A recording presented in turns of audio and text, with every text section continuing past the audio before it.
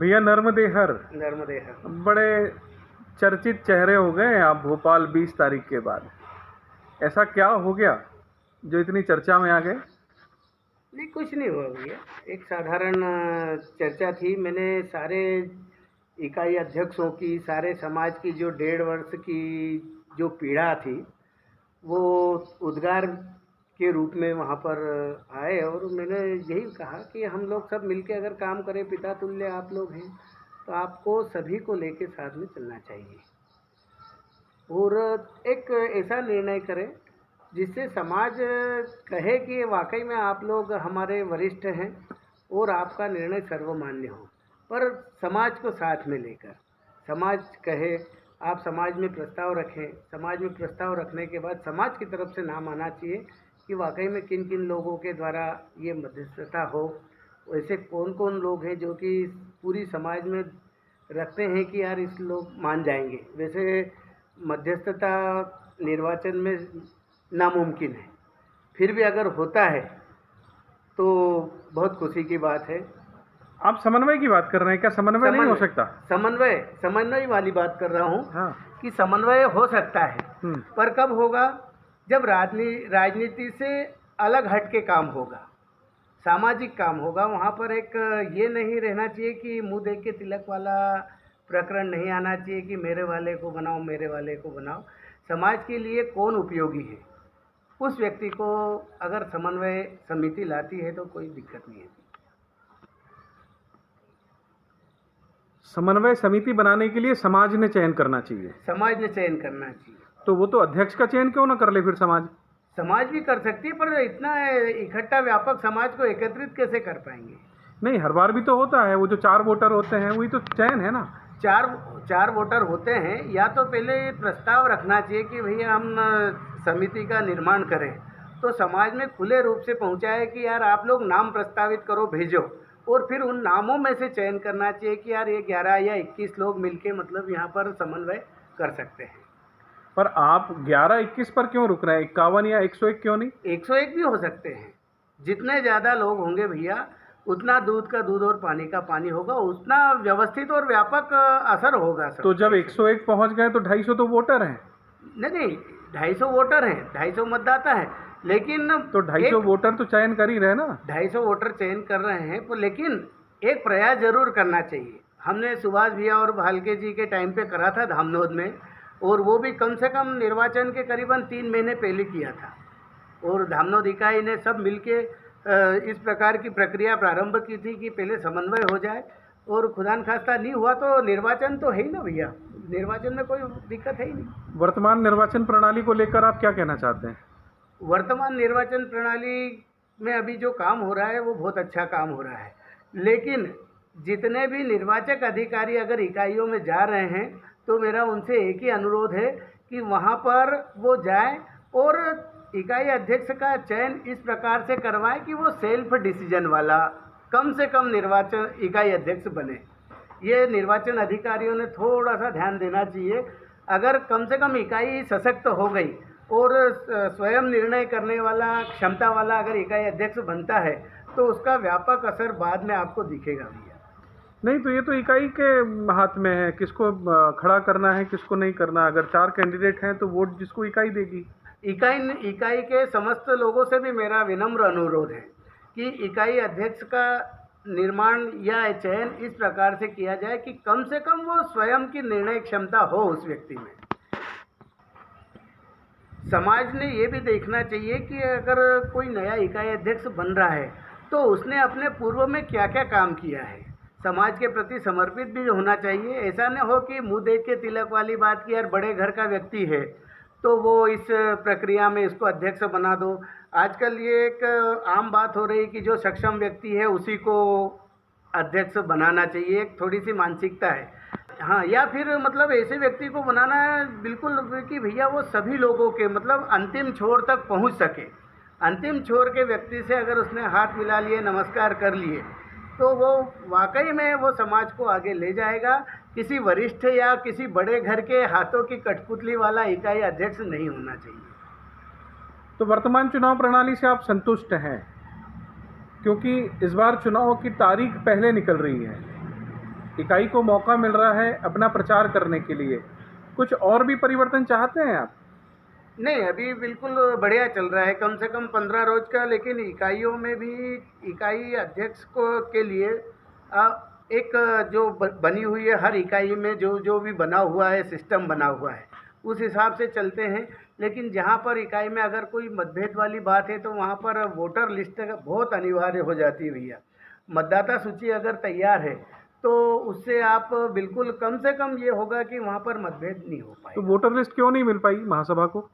महासभा को voter list इसलिए नहीं मिल पाई कि महासभा ने बोला था कि 50 रुपये वाला प्रतिबद्धता जो कर दी थी। तो उसने गलत नहीं बोला, वो संविधान में वर्णित है। संविधान में वर्णित है, पर भैया आप एक ही बात बताओ कि आज कम से कम एक इकाई में 225 घर है और 225 घर में एक घर में कम से कम 5 मतदाता है। अब अगर दूसरी बार अगर आप 50 रुपये लेने जाते हैं तो वहाँ पर कुछ न कुछ दिक्कतें आएगी और परेशानियों का इकाई अध्यक्षों को सामना करना। तो क्या महासभा या चुनाव अधिकारी इसको विलोपित कर सकता है?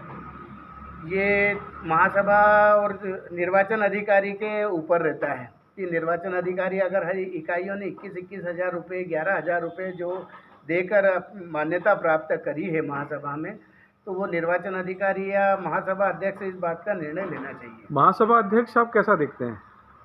महासभा अध्यक्ष वो होना चाहिए जो समाज के लिए काम करे। नेता या राजनीतिक पृष्ठभूमि वाला बिल्कुल नहीं होना चाहिए भैया। आप आने के मूड में हैं? अभी तो इस बारे में कोई विचार नहीं किया भैया, क्योंकि लोग इस दृष्टि से देख रहे हैं कि एक संगठन बना था इकाई अध्यक्षों का, उसके अध्यक्ष अनूप शुक्ला, क्या अब महासभा अध्यक्ष की तैयारी है? नहीं, मैं इसमें अध्यक्ष नहीं हूँ भैया।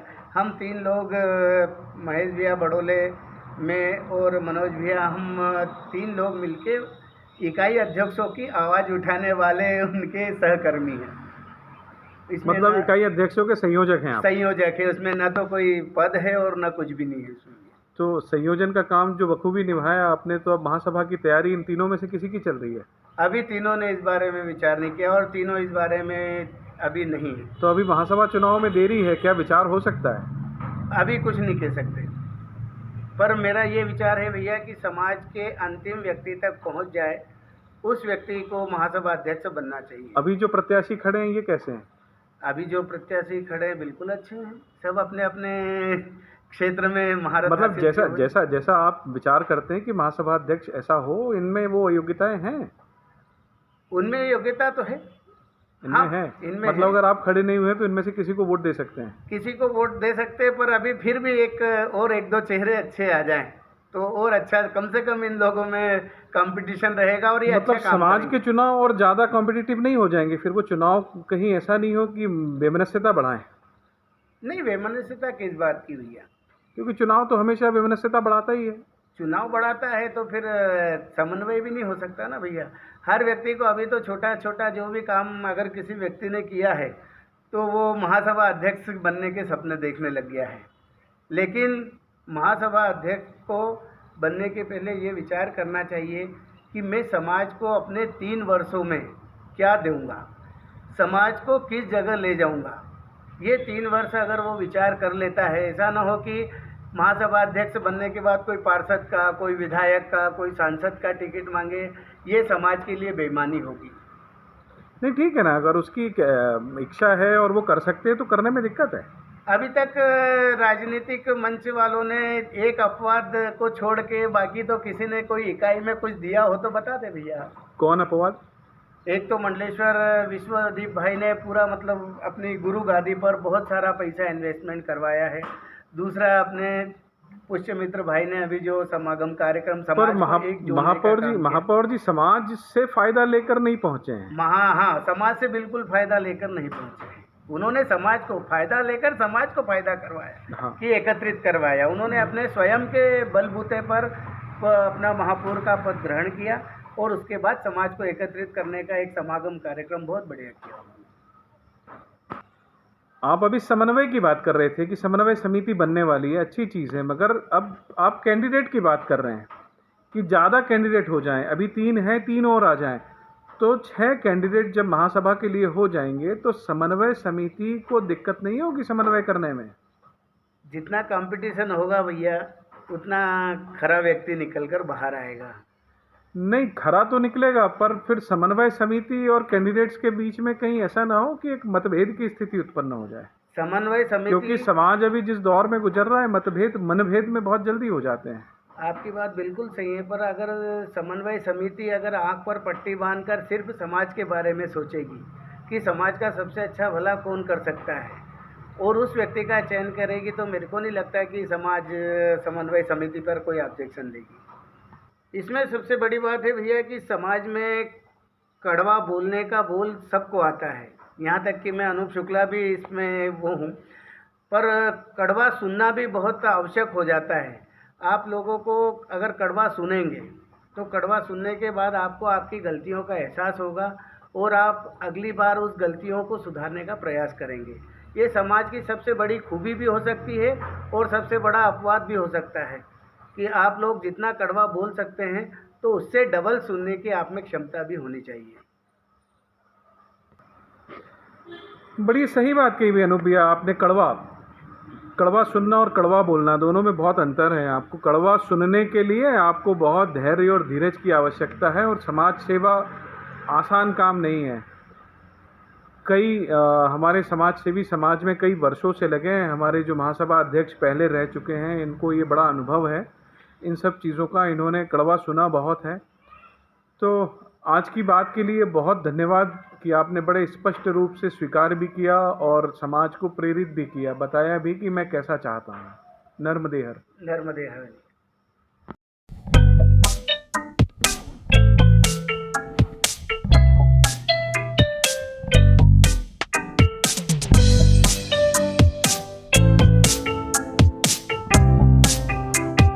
मेरे परिवार के लिए मेरी पहली पसंद ब्रह्ममणि आज ही ऑर्डर करें।